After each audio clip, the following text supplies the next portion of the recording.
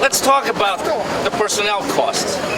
Right? Any decent manager of any company or government should take care of the personnel costs first and foremost. Right. And we have in the current mayor somebody, a management financial guru that we had to have for a third term, otherwise the city would go down the tubes. Well, guess what? The city is pretty far down the tubes because we are left with this hole that is very difficult to bridge. This hole in the form of personnel costs that should have been addressed a long time ago. His published comments in today's papers are absolutely appalling and galling at the same time. It's not as if these contracts have been expired for a few months or even a year.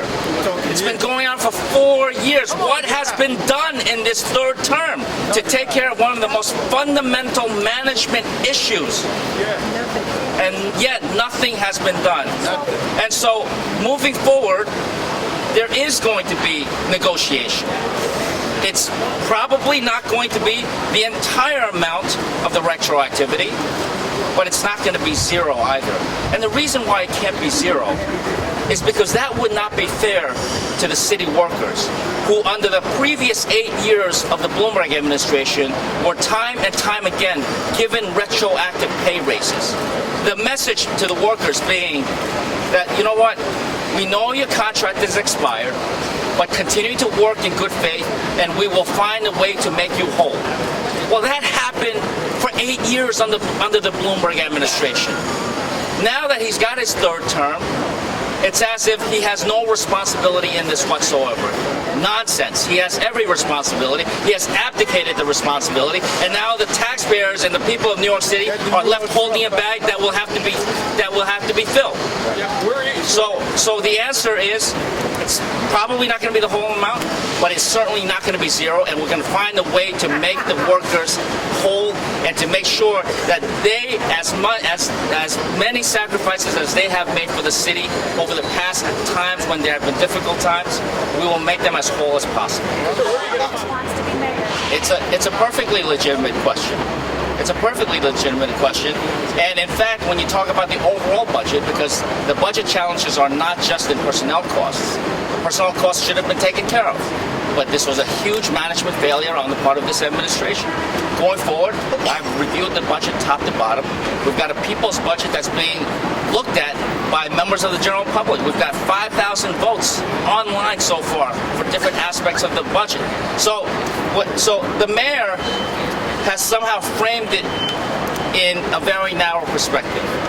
I believe that there are other solutions. I have proposed, for example, tax reform that will, I apologize to all of you here who make $500,000 a year or more.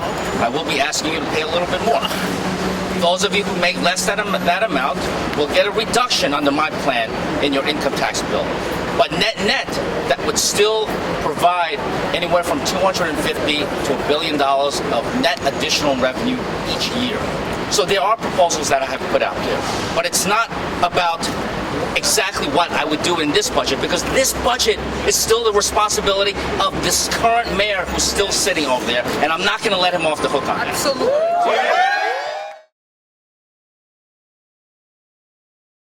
Santos, you said during your speech today, you talked about the John Liu that people don't know. Right.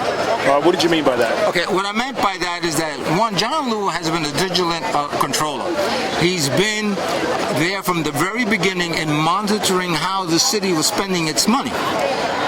When we were asking the questions about why is there this supposedly big budget gap, and why are we being targeted consistently in terms of layoffs, and particularly the lowest paid, which is my local 372, where I've lost over 2,000 members, John Liu was able to ascertain where the money was going, and in fact stop a lot of the outsourcing by now approving certain contracts that had built-in automatic raises. Well, we have to sit at the negotiation and basically ask for almost crumbs.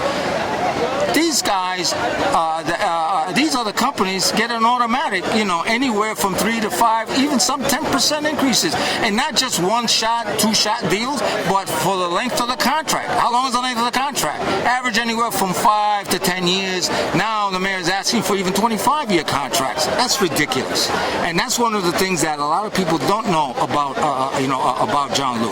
I also said that the polls are skewed because they did not factor in the Asian American community in those polls, and I think those numbers are very, very, very high.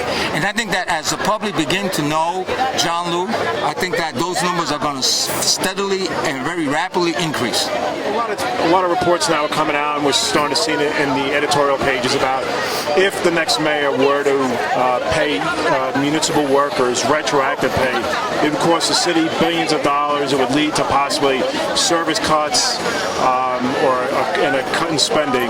What's your reaction to that? Well, my response is that, one, there's right now currently a $2 billion surplus. The mayor has not factored that in terms of any retroactivity at all. He's been very clear. It's that there is no money, but you have a surplus. So how is it that there isn't any money? I think that in restructuring how the city spends its money, all right, particularly on the outsourcing, because that's where a lot of the money, does go when they decide to do that. I think that there will be money for some retroactivity.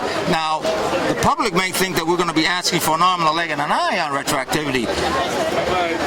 Let's remember that we too live in the city, and so we are rational about what would make sense, in terms of some retroactivity. John Liu is willing to talk about that, and that shows a good faith, willing to negotiate that, as opposed to some of the other candidates that did not get our endorsement because they were locked in. They was like, no, we can't do that because there's no money.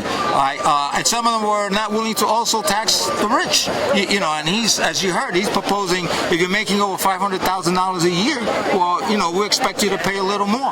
I think that's right. I think that the average worker in New York City also believes that's right.